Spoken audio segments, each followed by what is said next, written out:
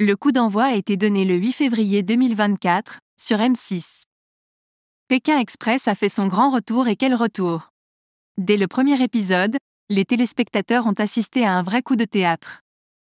Les jumeaux belges Brandon et Nathan ont abandonné la compétition à la suite de la première épreuve. Ils avaient pourtant reçu une aide de la production. C'est à Bali que les 8 binômes en compétition ont débuté leur folle course. Le top départ a été donné au lac Batur et cela a commencé très fort.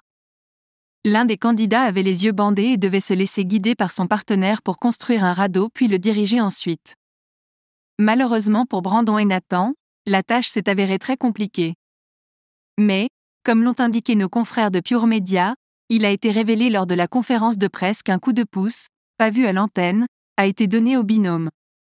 Il y a parfois ce que l'on appelle des règles off, exposées aux candidats avant chaque épreuve, pour débloquer des situations, a confié le producteur du programme Thierry Guillaume.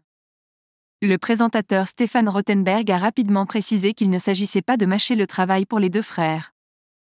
Ils ont simplement donné de précieuses indications sur les nœuds à réaliser afin que le radeau tienne et ne coule pas, car cela faisait 1 heure qu'ils étaient en difficulté.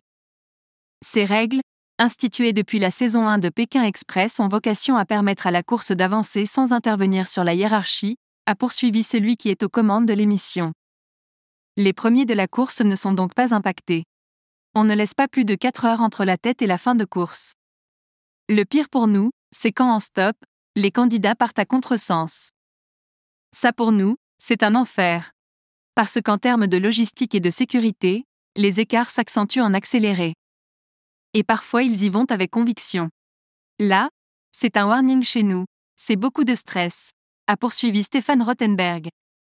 Lorsque des candidats vont dans la direction opposée, il arrive donc que la production intervienne afin de leur faire comprendre que quelque chose ne va pas.